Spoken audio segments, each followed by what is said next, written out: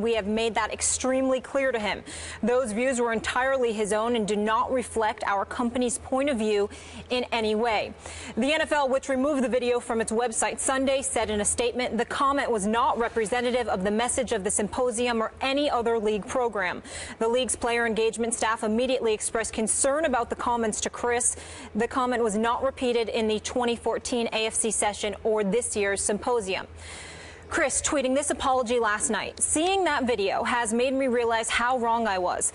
I was brought there to educate young people, and instead I gave them very bad advice. Every person should take responsibility for his own actions. I'm sorry, and I truly regret what I said that day. Stephen A., what's your reaction to CC's comments? Well, my first reaction was incredible disappointment because upon seeing it for the first time yesterday, meaning seeing the story, hearing what had happened, without even seeing the video, just reading it alone, I picked up the phone and called Cris, and the first words out of my mouth is, "What the hell were you thinking?" I couldn't believe that he had uttered those words at the symposium and that he made the mistake that he made. He was incredibly contrite and acknowledged that, you know what, it was a poor choice of words. It was something that should have never come out of his mouth. He was making a point and he was joking around when he said that part of it, but he understands upon seeing the video how it looked. And then he was just incredibly contrite. And on that level, you know, as a guy that's known him for years and, you know, taking him at his word, being a friend of his, I understand. And you know, I forgive him. I mean, not that this is for me to forgive, because who the hell am I? But I will say to you that he did appear incredibly contrite. It was incredibly unwise for him to say. You don't sit there and give the impression that it's okay for anybody to have a fall guy in any capacity. That's simply something that you can't say. It's not something that should ever come out of his mouth. It's real, as some people in the hood and beyond may want to acknowledge that that statement is. The fact is that any responsible adult has to know better than that. And Cris Carter made a mistake. There is no denying that. There's no defending it. It is what it is. He was wrong. He apologized. And ESPN was absolutely right to take the position that it has taken, because consistent with Walt Disney, the fact is it is not something that we condone nor tolerate in any way. As a company, the company is incredibly consistent when it comes to that, whether we like it or not. That's the bottom line. The NFL, however, Skip Bayless, is an entirely different matter altogether. Now, I am a person that is a fan of the NFL, not just the players, not just the game, but the league and the league office. Do I always agree with their decisions? Absolutely not. Do I tend to disagree from time to time?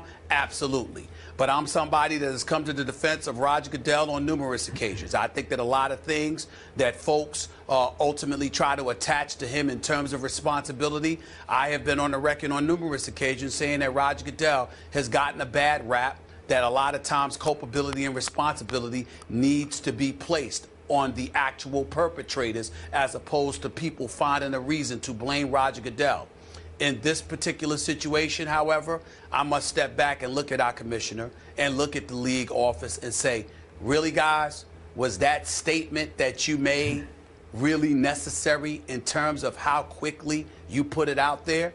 Cris Carter is somebody that you have had speaking to rookies at the symposium for 20 years. For the last 10 years, he is the guy that has given the closing remarks to these players because of his past history with substance abuse, because of the trials and tribulations he endured, because of the issues that he's willing to bring to the forefront, really putting his soul out there for those to just simply spectate and view and what have you, just throwing himself out on Front Street. Cris Carter's history has been about trying to help young people, trying to make sure that they understand right from wrong, that they understand that there are things that you can't do, that they are understanding that there are things that you have to guard yourself against.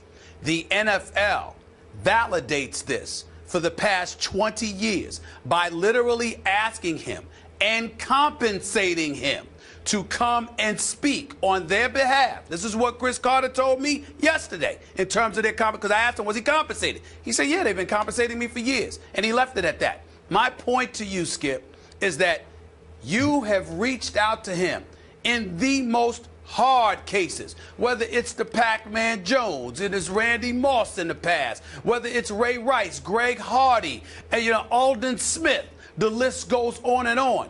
You've reached out to Cris Carter to be a guiding voice on these things. And the second this goes down, before he has a chance to pass gas, you're trying to disassociate yourself from this? After it's been up on your website for Lord knows how long, you removed it yesterday, so what? That was yesterday. But it was up on your website long before that, okay? When you knew what he had said, when you knew, because you were there and you filmed it and it was your event. That's the kind of stuff that rubs me the wrong way. I totally understand that he was wrong. I totally understand that it was a mistake that he made. There is no question about it. Now, some people say it's not a mistake. It's something more than that. All right, fine. But at the end of the day, when you consider this man's work in the community and how he has reached out to help young people, troubled young people, time and time and time again, spanning 2 decades, to the point where the NFL has reached out to him in that span and compensated him in some way, shape, form, or fashion to do just that, to so quickly just disassociate themselves from him, is incredibly unfortunate. All I'm saying is you can say the man is wrong. You could say that we don't condone that. You can do that, especially if you're ESPN, because it is consistent with who Walt Disney is and what they stand for and what they've represented. One would argue you can't say that about the National Football League. One would argue that Cris Carter has been damn near a paragon of virtue for the National Football League, something that they have validated by reaching to him for assistance. And the second he slips, you wash your hands. Yep. I find that to be incredibly unfortunate. I really do. The problem with everything you're saying is it wasn't the second he slipped that the NFL did this to him. Oh, yeah. They posted this video more than a year ago, and it rode on their website for more than a year. And I want to say, I don't know Cris the way you know Cris, but I know Cris. And I like the heck out of Cris. And that's why this is hard for both of us here. Obviously, he stepped completely over the line after he started out with incredibly powerfully positive remarks, if you watch the video. Then we know Cris, I guess he tried, I'm guessing here, tried to get a little too real, and he completely undercut the right side of his message with the wrong side of the message. But here's my issue.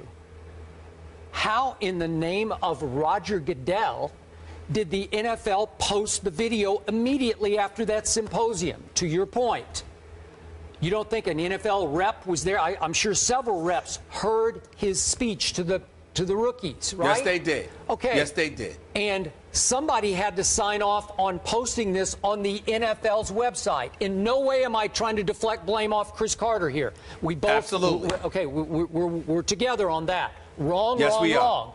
But also wrong was the National Football League showing once again astonishing insensitivity. This league, once again, on this issue, is so completely out of touch that they posted this video and said, here, really? You did?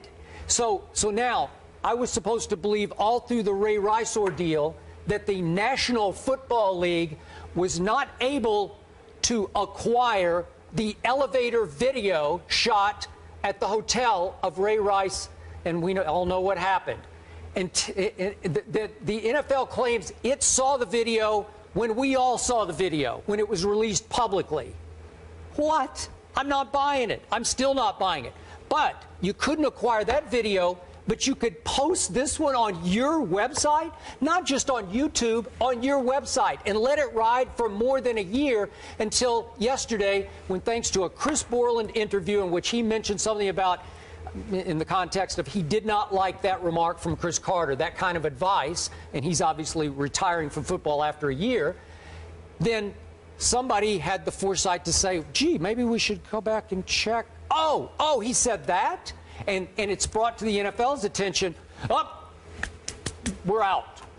Oh, we distance ourselves from those remarks. Well, you didn't distance yourself from those remarks a year and something ago because they were in June of 2014.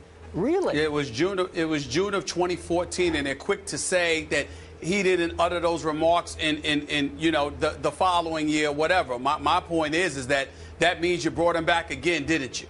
Which means you didn't really have much of a problem with them. So let's take a moment to pause and ask the rhetorical question of why you didn't have a problem with them. Because you understand that overall, his message, not on that particular day pertaining to that particular issue, but for the most part, his messages over years, over decades, has resonated, not just because of his life story, but because of his presentation, his delivery, and his relatability to the individuals you may have coming into the league. Now, if we're going to be real, and this is one of the reasons why I was even hesitant to broach this subject, because, Skip, I got to tell you something.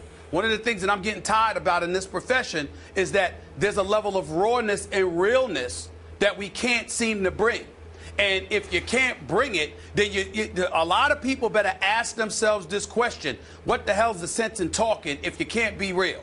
Here's the real with this Cris Carter situation. That particular comment was wrong and irresponsible. There is no way that should have come out of his mouth. But it is a scintilla compared to the overlying message that he has religiously delivered and presented over decades, to one class after another, to one NFL player after another, to one culture consistently after another. This guy is in a position, and the reason why they asked him to do it is because his experiences and his presentation and delivery gives him a relatability to the incoming individuals that others may not have. And yes, Cris Carter's message didn't necessarily relate to Chris Borland and his experiences. Unfortunately, I'm going to repeat this. Unfortunately, it related to some other dudes. I got it. Coming into the league. And that's what Cris Carter was trying to do. I can't defend him choosing to say that, and he knows that. He knows it's indefensible. Damn well can't do something like that. No question. But for the NFL to sit there and to wash its hands like that, essentially throwing him under the bus, I find that incredibly, incredibly disappointing. I really, really do. They're not Walt Disney. The NFL is not Walt Disney. Hopefully the NFL can turn this into a positive and spin it forward. Maybe everybody can find a designated driver in their crew moving forward. That could be the message. Coming up, Terrell Suggs welcomed back Sam Bradford to football with a nice hit. Was it dirty, though? We'll get into that coming up. Plus, it's always a good week when you start with friend of the show, Lil Wayne, in the building. Check out all of today's topics by going to Instagram right now and check out our rundown. And he'll be with us